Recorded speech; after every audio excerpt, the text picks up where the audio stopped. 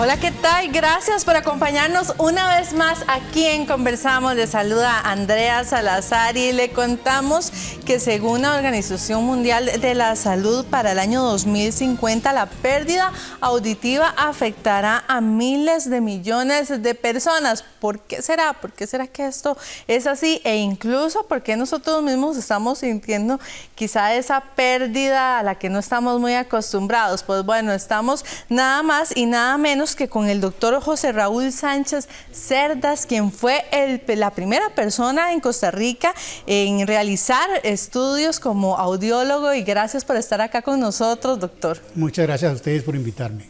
Doctor, pues bueno, usted ha sido, pues, por supuesto, de los primeros en el país con este tema de la audiología, y quisiera que nos cuente un poquito acerca de estos números que lanza la Organización Mundial de la Salud. ¿Qué es lo que estamos cambiando a nivel mundial? Porque no es a nivel de Costa Rica, eso es a nivel mundial, para que pues se vea esta pérdida de la audición tan fuerte. Sí, es un asunto a nivel mundial.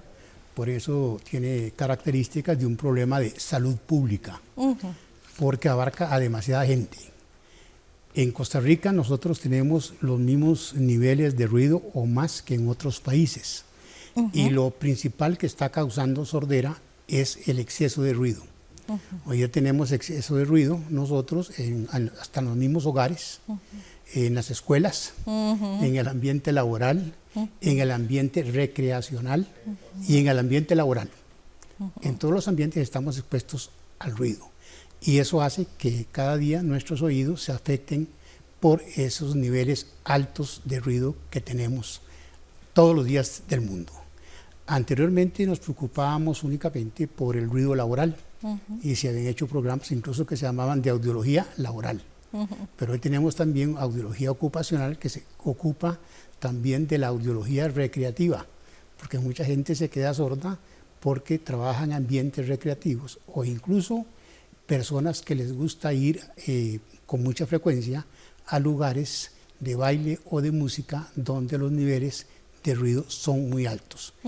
En los datos que usted presentó de la Organización Mundial de la Salud, que son muy confiables, nosotros aquí en Costa Rica ya lo hemos vivido. En este momento nosotros, por ejemplo, en atención de pacientes, tenemos alrededor de un 70% de la consulta en que atendemos adultos mayores. En la mayoría tanto de consulta privada como consulta pública, tenemos un 70% de consultas, debido a que ya esas personas fueron sometidas a una carga de ruido bastante grande. Y eso desgraciadamente va en aumento. Confiamos en que algunas cosas de la inteligencia artificial nos lleguen a ayudar a eliminar un poco esos ruidos y ayuden a atenuar esos defectos auditivos que nos están ocasionando.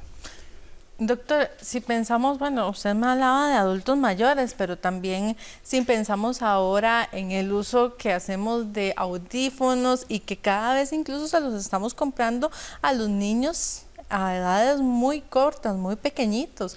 Esto también, ¿cómo puede llegar a afectar a estos números que ofrece la Organización Mundial de la Salud? Sí, esos niños se van a quedar con pérdidas auditivas a muy temprana edad, que fue lo que pasó con los baby boomers, bueno, los de la música rock y eso, que se quedaron bastante sordos a unas edades más tempranas. Y aprovechando de música, también la música clásica deja muchos sordos, porque los músicos de música clásica ensayan muy frecuentemente, y cuando ensayan en lugares pequeños, donde todo el ruido, toda la sonoridad de los instrumentos afecta a los compañeros. Entonces también no solo la música rock o la música popular afecta los oídos, también la música clásica. En los niños que usan audífonos a muy temprana edad, pero no los hemos enseñado a que usen protectores. Y usted ve aquí en Costa Rica que los padres de familia llevan a los bebés al estadio. Están con los bebés en el estadio, a unos ruidos y el griterío de las barras de los equipos. Y ese es un ruido que sobrepasa los niveles nocivos para la salud auditiva, que es de 85 decibeles. Ese ruido afecta mucho a esos niños, y nadie nos ha educado a que le pongamos, así como les compramos audífonos, ¿por qué no le compramos los protectores? ¿Cómo son estos protectores, Son doctor? unos taponcitos muy sencillos para colocar en el oído. Hay de todos los precios, nadie puede decir que no los puede comprar. Los venden hasta en las ferreterías, porque los usan para los trabajos. Nadie puede alegar que es que no los puede comprar. Claro, son estos que se adaptan incluso al oído. Sí, y son estándar algunos de ellos, ¿verdad? Hay otros especiales que usamos en las clínicas de audiología que son un poquito más caros, pero tampoco no es tanto. E incluso se pueden hacer a la medida. Le tomamos la impresión de la oreja y hacemos el molde a la medida si la persona no consigue un taponcito adecuado para su oreja. Pero hay que meter la cultura de la protección auditiva y advertir eso que usted mencionó, que el ruido les va a causar mucho daño. Aquí la gente va también a conciertos y también los muchachos jóvenes no llevan ningún tipo de protección para ir a conciertos. Hay también que meter esa cultura de la protección a los muchachos para ir a los conciertos, porque los niveles de ruido son sumamente altos y peligrosos. También se podría decir que hay ciertas infecciones que podrían provocar la pérdida auditiva. Sí, cómo no. Hay lo que llamamos las otitis o infecciones de oído y que pueden originar pérdidas auditivas. En la patología del oído tenemos patologías del oído externo, tenemos patologías del oído medio y tenemos daño del oído interno. O sea, el oído es bien complicado para hacer todo este tipo de estudios. Los audiólogos nos encargamos cuando ya el paciente no tiene tratamiento medicamentoso, que es el que trata el pediatra o el médico otorrinolaringólogo. Y cuando ya descarta la posibilidad de un tratamiento médico o quirúrgico, nos toca a nosotros los audiólogos ver qué dispositivo electrónico de amplificación le podemos adaptar para que le ayude en la escuela, en el trabajo y en la vida. Doctor, usted hizo el primer implante coclear en el país. Sí, bueno, no soy cirujano, Clara. El cirujano, eso lo hace un cirujano de la especialidad de otorrinolaringología, pero como empresario me tocó importar el primer implante coclear a Costa Rica. Y me tocó capacitar a los otorrinos para que pudieran aprender a hacer la operación. Entonces me aboqué a traer a los mejores especialistas de Colombia por la ventaja del idioma y porque Colombia nos llevaba 20 años de ventaja en implantes cocleares en esa época. ¿Por qué en Costa Rica hemos dejado tanto de lado la salud de este órgano? Ha sido un poco difícil y sin embargo le digo que tenemos ciertas ventajas, a pesar de que hay otros países que están mucho más quedados que nosotros. Por ejemplo, en los implantes cocleares, nosotros somos el país de Centroamérica con más personas implantadas. Y creo que, si no me equivoco, en este momento nosotros tenemos en Costa Rica más personas implantadas que en todo Centroamérica junta. ¡Wow! Entonces no andamos tan mal, pero sí comenzamos tarde. Se arrancó tarde porque había que capacitar cirujanos y especialistas para lo del implante, había que capacitar audiólogos para que participaran tanto en la cirugía como en la parte de la audiología, y había que capacitar también terapeutas auditivos verbales. Era todo un trabajo de equipo. Y tener trabajadoras sociales, psicólogos y todo el mundo para que pudiera motivar a las familias, orientarlas, educar. Es un trabajo en equipo. Lo de implantes cocleares es un trabajo de muchas personas, de muchos especialistas. Doctor, ¿qué pasa con los ticos que tal vez pensamos a veces en ir a hacernos exámenes de sangre, exámenes de rutina, que ir donde el doctor, pero no pensamos muchas veces en la salud visual, por ejemplo, o en este caso la auditiva? Sí. Bueno, todavía pensamos un poquito más en la visual. La gente apenas comienza a ver manchitas o comienza a ver puntos raros, va y se hace su examen visual. Con la audición es más difícil. Y además hay una renuencia total de las personas para aceptar que tienen sordera. Por ejemplo, en el caso de los adultos mayores, no solamente en Costa Rica, en todo el mundo, apenas un 25% de las personas que necesitan audífonos lo usan, porque se niegan a usarlo. ¿Por qué? Porque no conocen las ventajas de los audífonos. Hoy día nosotros sabemos que la pérdida auditiva y la demencia, la depresión y la ansiedad van de la mano y la gente no lo sabe. No, honestamente no. Y ahora que mencionaba estos datos de la Organización Mundial de la Salud, para el 2010 la OMS había dado datos de que en el mundo había 36 millones de personas con demencia y pronosticó que para el 2050, si seguía ese mismo ritmo de crecimiento de población con ese mal, vamos a tener 115 millones. ¿Cuál es la relación que hay? Bueno, hay muchas relaciones. En primer lugar, hay una relación de tipo social. La persona que tiene una pérdida auditiva, principalmente en adultos mayores, tiende a aislarse, tiende a apartarse, y eso hace que pierda sus redes familiares y sociales. Y entonces, al apartarse, al aislarse, se comunica menos. Y eso lo hace depresivo, lo hace ansioso y le puede originar otros problemas de conducta, ¿verdad? Entonces, ahí está la relación con eso. Los seres humanos necesitamos oír y ser oídos. Y en los adultos mayores todavía lo necesitamos más. Necesitamos oír, pero también necesitamos ser oídos. Y se ha demostrado que cuando una persona adulta mayor tiene personas de confianza, a quien contarle sus cosas, a quien contarle sus experiencias de vida, a quien contarle sus experiencias de familia, a quien contarle anécdotas, historias del pasado, esa persona tiene un cerebro más activo, más dinámico que la persona que está totalmente aislado. Y eso conduce a la demencia. Doctor, vamos a hacer una pausa, pero ya volvemos con más aquí en Conversamos, así que quédese con nosotros.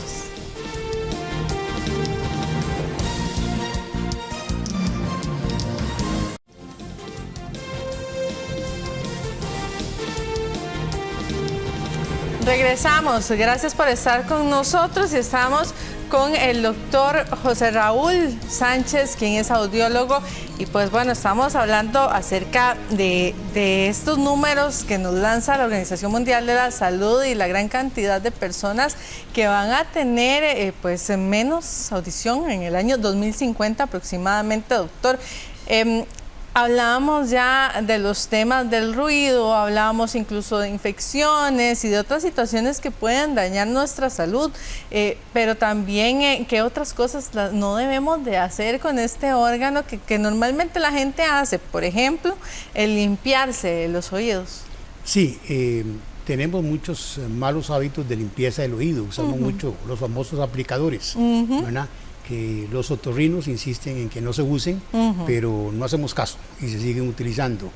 Hay que tener mucho cuidado, sobre todo en los niños pequeños, porque he visto que hasta en niños muy pequeños la gente quiere que le limpien los oídos al niño. Y el conducto auditivo del niño no madura hasta los 2 años de edad. Es demasiado tierno, demasiado flexible, y entonces introducir aplicador o alguna cosa puede ser riesgoso.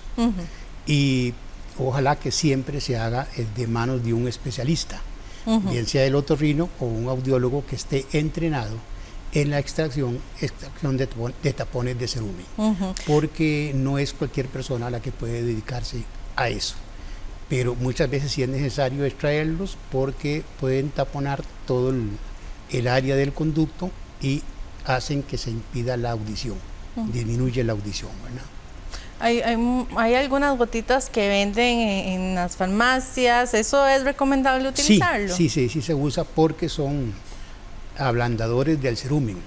El cerumen hay de muchos tipos, hay cerúmenes duros, blandos, café claros, café oscuros, color de miel de abeja, hay de todos los tipos. Entonces, cuando se pone muy duro o se ha mezclado con polvo del ambiente, o por ejemplo en el área de trabajo donde trabaja la persona, que pululan polvos y partículas que se introducen en el oído y se adhieren al tapón de cerumen. Entonces es necesario extraerlos de otra manera. Pero esos disolventes del cerumen funcionan. Tradicionalmente se ha mencionado que el aceite de maní es uno de los mejores disolventes para el cerumen. Doctor, entonces, si por ejemplo, yo siento que tengo ahí un tapón, algo así, sí es recomendable entonces quitarlo, buscar ayuda, claro, por supuesto, porque muchas veces nos dicen, no, eso ahí va saliendo solo. Yo recuerdo, por ejemplo, cuando mi hija nació, ella tenía un taponcito de cerumen, y en el hospital de niños iban a quitárselo, al final no tenían como con qué, y me dijeron que no, que tranquila mamá, que se espera que eso poco a poco va a ir saliendo. ¿Eso pasa? A veces pasa, sí, porque el mismo calor del cuerpo comienza a fundir un poquito el tapón de cerumen y comienza a salir solito. Y máxime si la persona se acuesta de ese lado del tapón. Entonces puede que en la noche el calor haga que se disuelva un poquito y salga, y eso pasa muchas veces.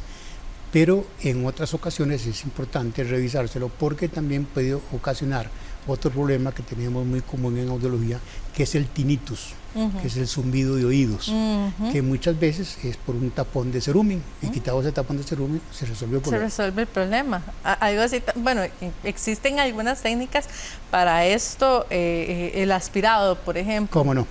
Sí, existe el aspirado y existe el curetaje, que son unos pequeños instrumentos de diferente tamaño. Hay curetas para pediatría y curetas para adulto, y con esas curetitas que tienen los bordes romos, o sea que no tienen ningún filo, para que no lesionen las paredes del conducto auditivo externo. Doctor, no sé si tal vez podemos también hablar ahorita un poquito acerca de los adultos mayores, que ya lo veníamos hablando.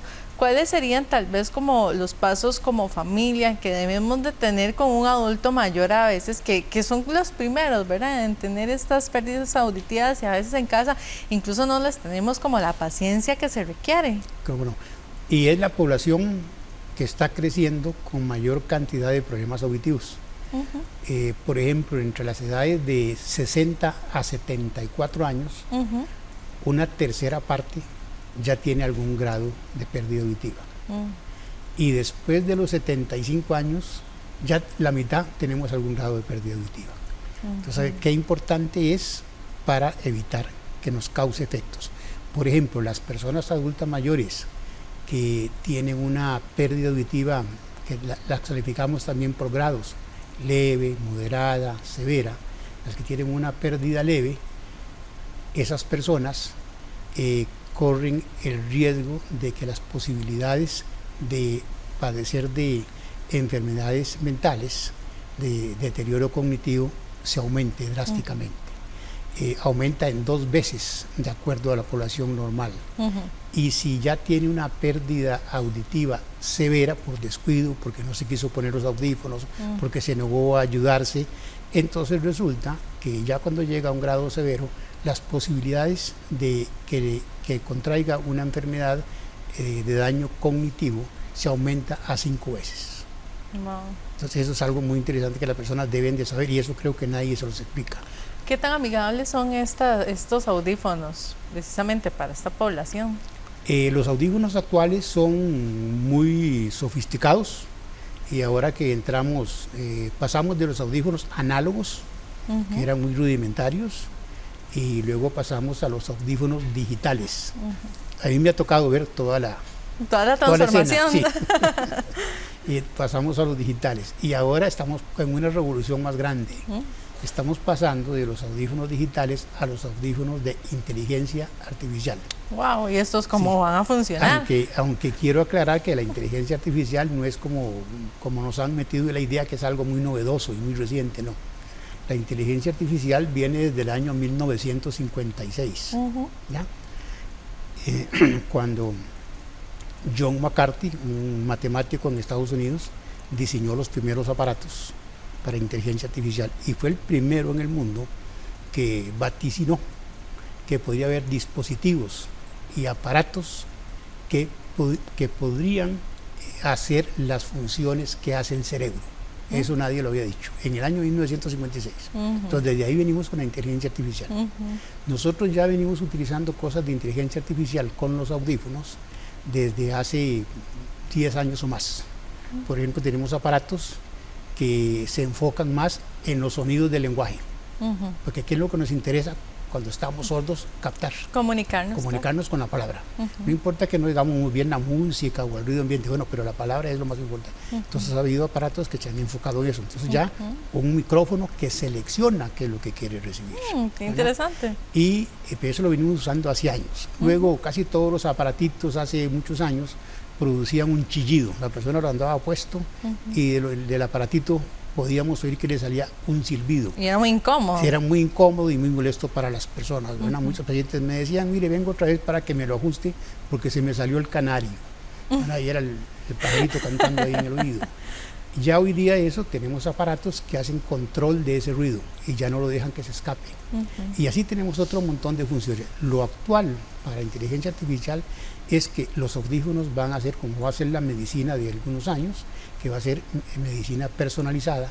Los audífonos también van a ser personalizados. La audición de cada persona como los lentes. Diferente, como los lentes, ¿verdad? Y todavía más específico, porque es más difícil graduar un audífono que un anteojo. Doctor, ya para terminar, no sé si podría darle a las personas que nos están viendo 3 consejos básicos para cuidar de nuestra audición. Sí. En primer lugar, decirles que no oímos con los oídos, oímos con el cerebro. El cerebro es el que enciende todos nuestros sentidos cada día. Y cuidar el oído significa cuidar el cerebro. Si la persona quiere cuidar su cerebro y tiene una pérdida auditiva, lo primero que tiene que hacer es hacerse un examen auditivo y decidir ponerse unos aparatos. Ayudarle al oído es proteger el cerebro. Muchas gracias, doctor, por acompañarnos. Y también gracias a usted por estar aquí con nosotros en Conversamos. Recuerde, siga con más de la programación de su Canal 13. Que la pase muy bien.